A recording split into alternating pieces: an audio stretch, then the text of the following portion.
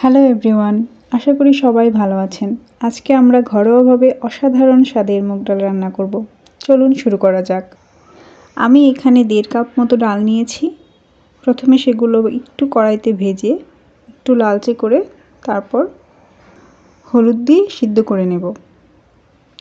তারপর এখানে আমি কিছু সিম, কাঁচামরিচ নিয়েছি, আদা জিরা নিয়েছি।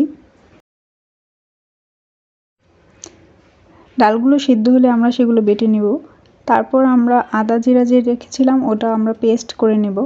আর আমরা সিম কাঁচামরিচটা সিদ্ধ করে নেব। আমরা ডালে যে আলাদা করে জল মেশাবো সেই জলেই আমরা সিম কাঁচামরিচটি সিদ্ধ করে নেব।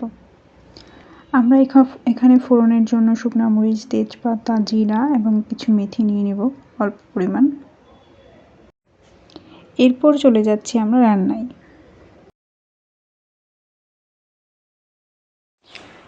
প্রথমে কড়াইতে আমরা একটু তেল দিব। 2 চামচ মতো তেল দিয়ে তাতে 3টে শুকনো মরিচ দিয়ে দিলাম। তো শুকনো মরিচগুলো একটু কালচে হলো, আমরা তেজপাতা দিয়ে দিব তাতে। 2টা তেজপাতা দিয়েছি।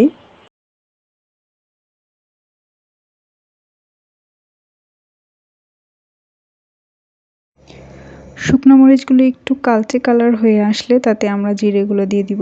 জিরেগুলো একটু ভাজি হবে।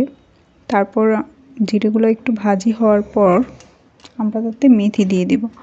মেথি দেওয়ার পরে সেগুলো সম্পূর্ণভাবে ভেজে নেব যাতে এই ফোড়নগুলো থেকে প্রপারলি গন্ধটা ছাড়ে।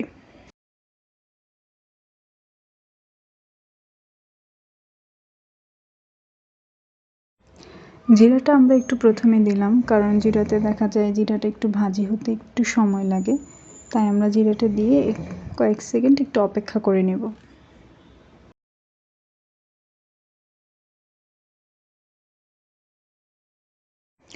তারপর সেখানে আমরা আমাদের আদা জিরার যে পেস্টটা বানানো ছিল সেই পেস্টটা আমরা সেখানে দিয়ে দেবো। তারপর একটু নাড়াচাড়া করব যাতে আদা জিরার যে কাঁচা গন্ধটা আছে সেটা চলে যায়। তারপর আমরা সেখানে বেটে রাখা ডালটা মিক্স করে দেব।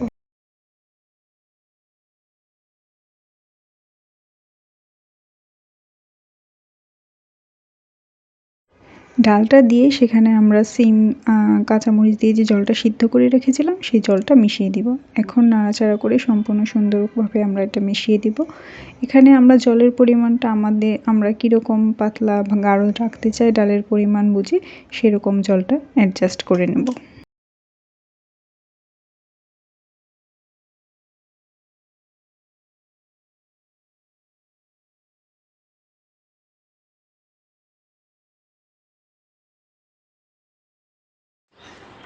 যেহেতু আমি ডালে প্রথমেই সিদ্ধর সময় লবণ এবং হলুদ দিয়েছিলাম, এই পর্যায়ে যদি আর একটু হলুদ লাগে তাহলে আমরা একটু হলুদ গুঁড়া দিলাম। লবণটা চেক করে আমরা লবণটা মিশিয়ে দেব। আর আমি একটু চিনি খাই, সেজন্য আমি একটু চিনিও দিলাম এখানে। এটা অপশনাল, আপনারা চাইলে চিনি দিতেও পারেন, নাও দিতে পারেন। তারপর কিছুক্ষণ ভালোভাবে ফুটিয়ে এটা আমার যেরকম পরিমাণ রাখতে চাবো, তারপর আমরা দেখবো সব কিছুই প্রপারলি একটা সুন্দর গন্ধ বেরোচ্ছে এবং প্রপারলি কুক হয়ে গেছে। তারপর এটা আমরা ভাতের সাথে পরিবেশন করব। গরম গরম বেগুন ভাজি আর মুগ ডাল হলে তো আর কিছু লাগেই না নিরামিষ দিনে। তো এটাই হচ্ছে আজকে আমাদের মুগ ডাল রান্না। অবশ্যই বাড়িতে ট্রাই করবেন আর অবশ্যই কমেন্ট করে জানাবেন কীরকম হলো। রান্নাটা ভালো লাগলে চ্যানেলটা সাবস্ক্রাইব করে বেল আইকনটি প্রেস করে দিবেন যাতে আমার পরবর্তী রান্নার ভিডিও বা যে কোনো ব্লগ আপনাদের কাছে প্রথমেই পৌঁছে যায়। আপনাদেরকে অনেক ধন্যবাদ কষ্ট করে আমার পুরো ভিডিওটা দেখার জন্য।